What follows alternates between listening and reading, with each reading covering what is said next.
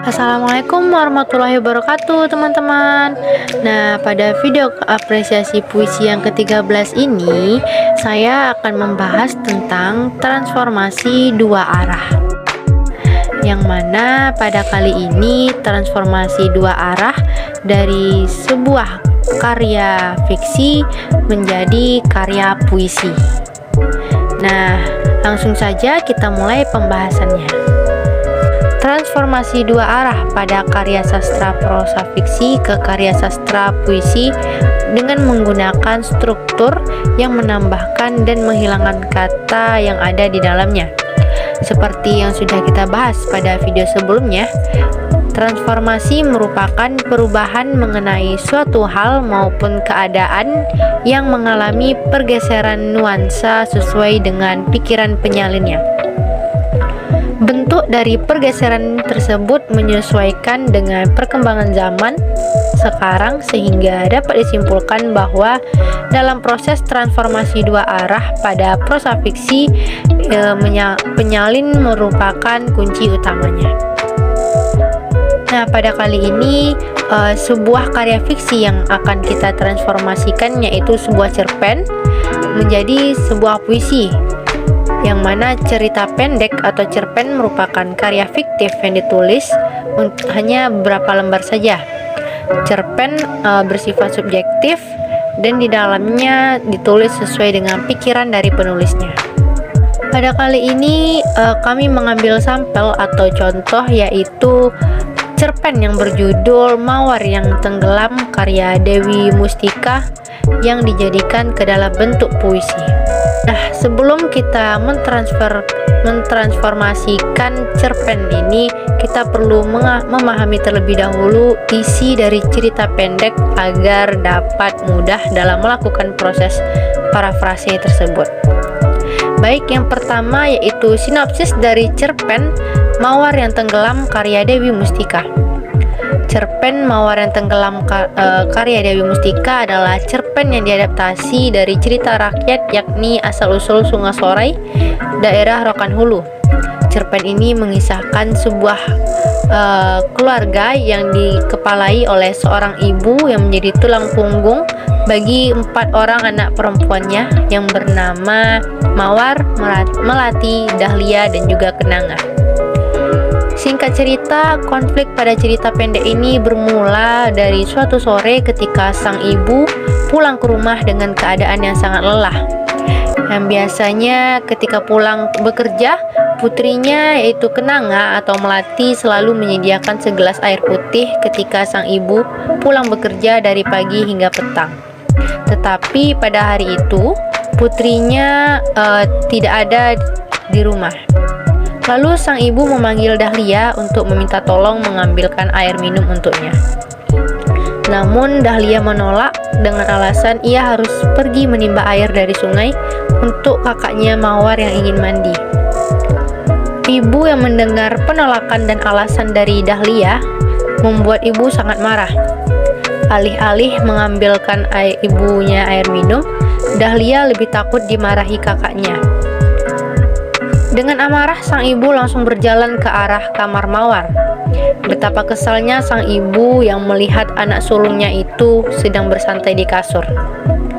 Sang ibu langsung menarik Mawar menuju ke sungai. Ketika sampai di sungai, sang ibu melihat kedua putrinya, yakni Melati dan Kenanga, sedang mencuci pakaian. Dengan nada yang sangat tinggi, ibu menyuruh Mawar menggantikan adiknya untuk mencuci pakaian. Dahlia yang tidak tega melihat kakaknya sendirian, ia memilih untuk membantu kakaknya di sungai, sedangkan Kenanga dan juga Melati ikut kembali pulang ke rumah bersama sang ibu. Karena langkah Mawar yang tidak hati-hati ketika hendak kembali ke tanah, ia menendang cucian yang sudah Dahlia cuci hingga terjatuh ke sungai. Mawar menyuruh Dahlia untuk segera mengambil baju yang terhanyut. Namun Dahlia menolak karena takut ia tidak bisa berenang. Akhirnya Mawar yang kesal sambil berdecak ia mengambil baju-baju yang terhanyut di sungai itu. Tetapi arus tiba-tiba menjadi deras dan baju-baju itu menyelimuti badan Mawar hingga ia sulit untuk berenang. Melihat kakaknya yang kesulitan berenang, Dahlia langsung bergegas pulang untuk meminta tolong kepada ibu dan saudarinya. Namun sayang, ketika mereka kembali ke sungai, Mawar sudah tidak terlihat lagi terbawa gelombang sungai.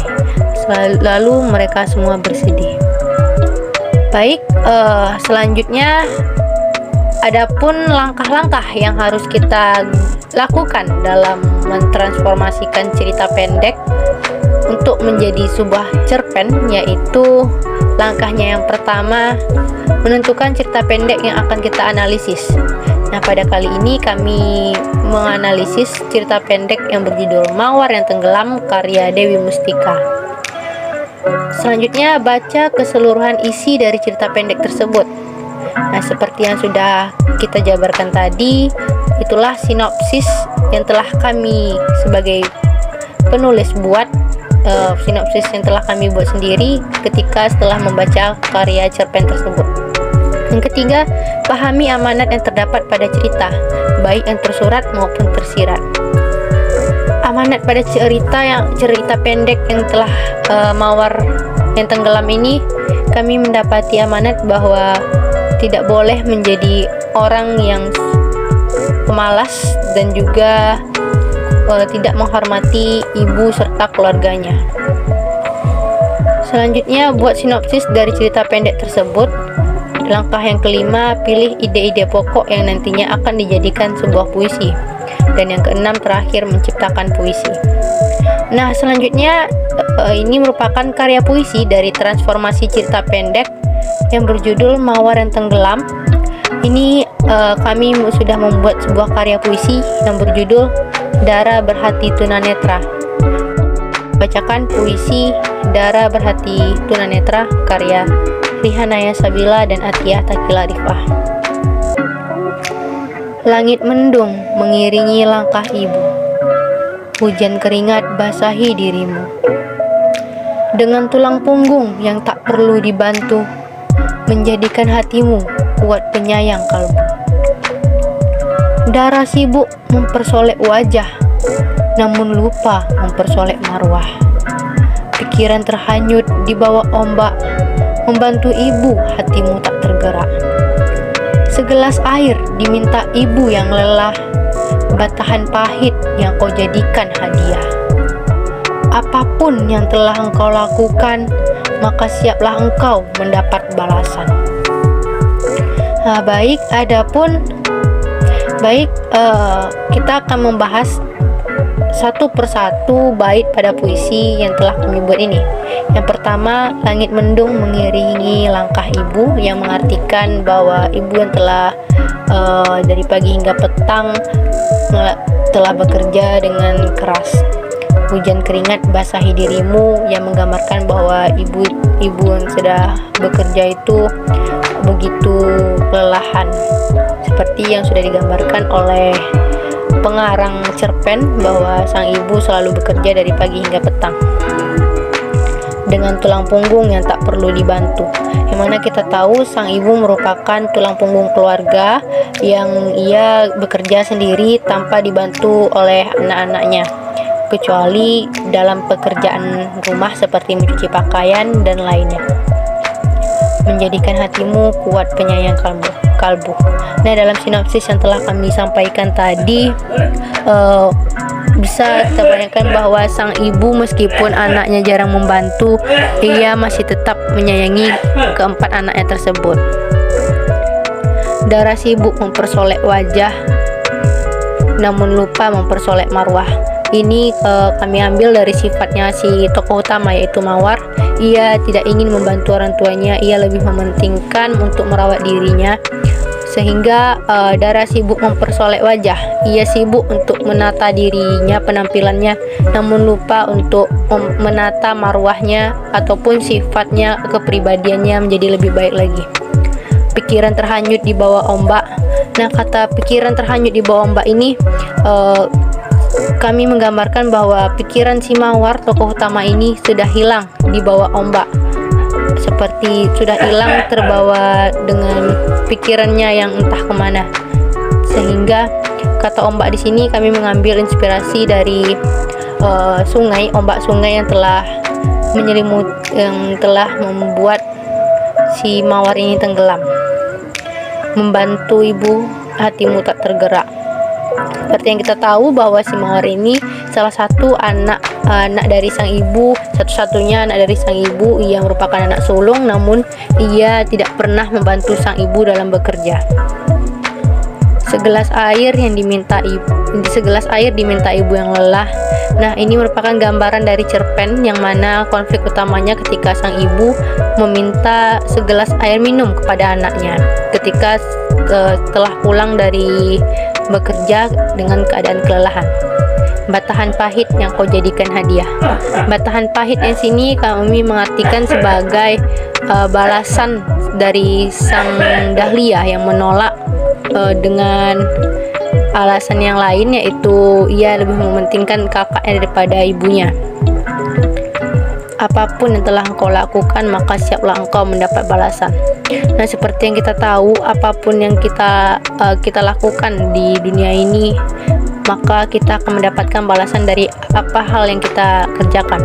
Nah, Pak, contohnya pada cerpen si mawar yang tidak memiliki kepribadian yang baik, yang tidak menghormati ke adik-adiknya dan juga ibunya, ia mendapatkan balasan, yaitu ia tenggelam di dalam sungai. Adapun penutup dari makalah kami, yaitu transformasi merupakan salah satu bentuk dari apresiasi karya sastra yang di dalamnya melibatkan perubahan yang cukup drastis pada teks guna menimbulkan suatu teks yang baru. Saat sebuah karya ditransformasikan, ia memungkinkan ruang eksplorasi yang kompleks karena melibatkan bentuk dari media yang berbeda.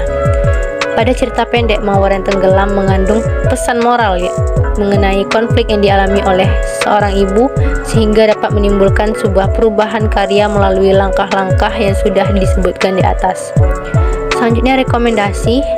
Dengan ini penulis menyarankan beberapa hal seperti isi dari cerpen yang digunakan sebagai bahan pembahasan untuk proses transformasi dua arah pada karya prosa fiksi ke puisi. Adanya makalah ini diharapkan dapat membuka wawasan bagi penulis dan pembaca agar dapat menciptakan inovasi baru terhadap pengembangan suatu karya ke bentuk karya lainnya. Penulis berharap makalah ini dapat digunakan dan dimanfaatkan dengan sebaik mungkin. Baik, sekian pembahasan kita tentang transformasi karya fiksi menjadi karya puisi. Semoga dengan adanya video ini teman-teman semua bisa paham apa itu transformasi dari dua arah. Sekian dari saya, sampai jumpa di konten selanjutnya. Dadah, assalamualaikum.